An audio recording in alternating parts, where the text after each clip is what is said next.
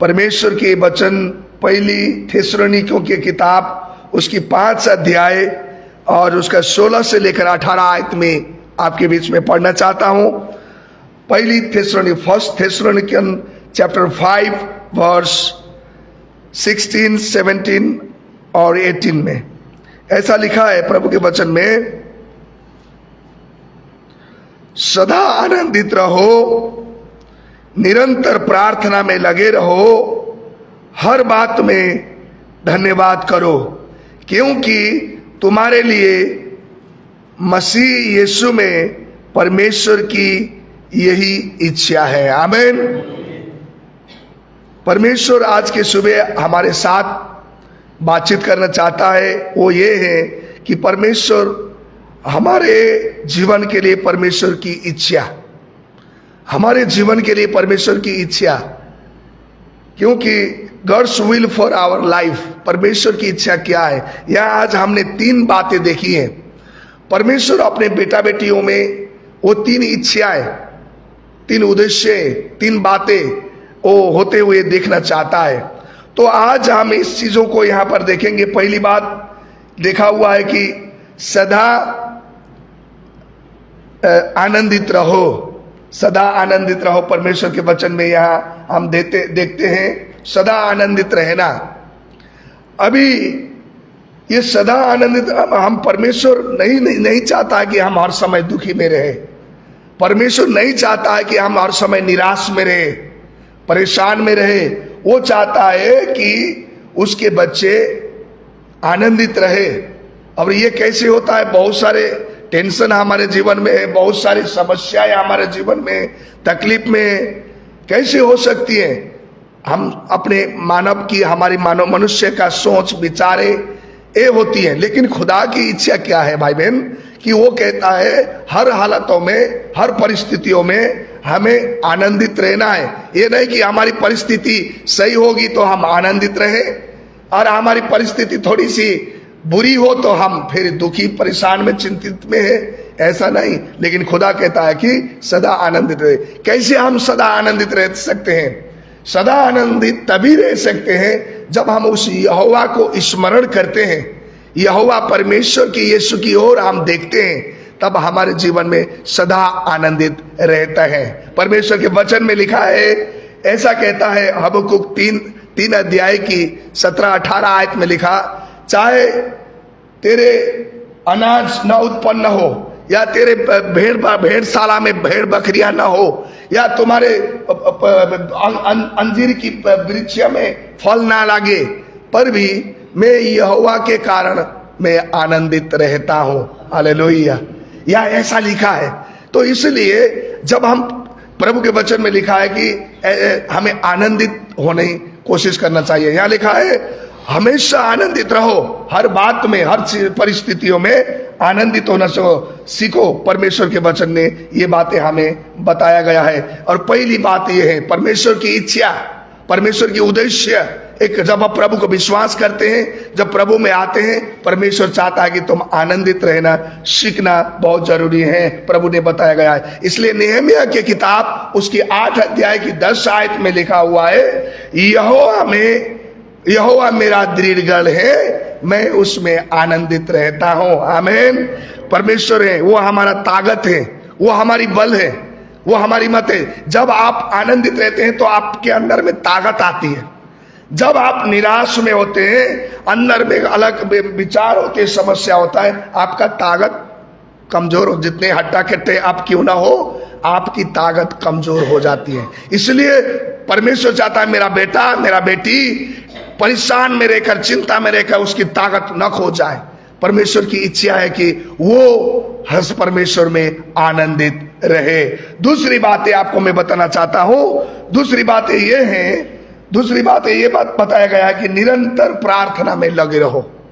परमेश्वर की इच्छा, परमेश्वर की इच्छा हमारे जीवन के लिए क्या है? निरंतर प्रार्थना में लगे रहना। परमेश्वर का कितने बार हम अलग अलग विचार को सोचते हैं, अलग अलग विचार में हम पड़ जाते हैं, तो हमारी प्रार्थना नहीं होती है। परमेश्वर कहता है हर बात में, चाहे तुम्हारी हालत परिस्थिति अच्छा हो या तुम बुरा हो, परमेश्वर के वचन में लिखा कि तुम्हें प्रार्थना करते रहना चाहिए, प्रार्थना में करना चाहिए, क्योंकि परमेश्वर की इच्छा यही है। हम कितने दफा पुराने बातें सोचकर या आने वाले भविष्य में मेरा क्या होने वाला है, मैं क्या कैसे मैं जीऊंगा, या मेरा जीवन में क्या होने वाला है, परिवार का क्या होने वाला है, ये सोचकर हमारी प्रार्थना कम हो जाती है। लेकिन खुदा कहता है कि प्रार्थना करते रहो, आत्मा में प्रार्थना करते रहो, परमेश्वर के वचन में लिखा। इसलिए प्रभु का वचन कहता है, मत्ती का किताब 26 अध्याय का 41 आयत में लिखा है, जागते रहो और प्रार्थना करते रहो कि तुम परीक्षा में न पड़ो।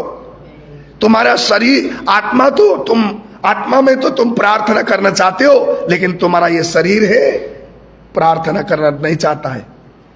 इसलिए परमेश्वर की इच्छा है आत्मा में तुम प्रार्थना करते रहो, प्रभु की इच्छा है। तो इसलिए मेरे प्यारे में मसीह भाई बहन, आप जब प्रभु में आते हो, ये मत सोचे मुझे प्रार्थना करना है, मैं प्रभु बरकत देगा। प्रभु की इच्छा है आपको और मुझे क्या करना है, सदा प्रार्थना में प्रार्थना करते रहना चाहिए। हर बात में, हर समस्या के लिए, हर बात में, हर समस्या के लिए तुम आत्मा में प्रार्थना करते रहो। प्रभु के वचन में लिखा, इफिसियों की किताब उसकी 6 अध्याय का 18 आयत में प्रभु का वचन में लिखा हुआ है कि हर बात में, हर प्रकार की समस्याओं के लिए परमेश्वर में आत्मा में प्रार्थना करो। परमेश्वर की इच्छा है तुम्हारे लिए यही। इसलिए प्रभु की परमेश्वर के वचन में ये प्रकार बातें कही रही है। परमेश्वर से विनती करते रहो, ये समस्याएं लेकर, चिंता लेकर पुरानी बात ऐसे मत जाओ, लेकिन आपको प्रभु मुझे सिखा रहा है, हर प्रार्थना में बने रहो। प्रार्थना के द्वारा बड़े काम होती है, प्रार्थना के द्वारा ही अद्भुत रीति से परमेश्वर हमारा जीवन में काम करता है। परमेश्वर का इच्छा परमेश्वर को मालूम है, परमेश्वर जानता है। इसलिए हर बात में, हर समस्याओं के लिए प्रार्थना हमें बने रहना चाहिए, प्रभु की इच्छा है। इसलिए दूसरी बात मैंने आपको बता दिया, अभी तीसरी बात मैं आपको बताऊंगा। तीसरी बात यह है कि हर बात में परमेश्वर का धन्यवाद करो। हर बात में परमेश्वर की धन्यवाद करना है, क्योंकि उसने ये अनुग्रह दिया गया है। हमारी औकात नहीं है हम उस खुदा के साथ मिल पाए, हमारी औकात नहीं है हम उस खुदा को आप प्रभु बोलकर बोल ना पाए, लेकिन उसने अपने प्रभु, अपने बेटे को दिया गया ताकि हम उसकी बेटे के द्वारा हम उस खुदा को धन्यवाद करें। उसी की महाकरुणा है कि हम बच गए हैं, आज तक हम बचे हुए हैं।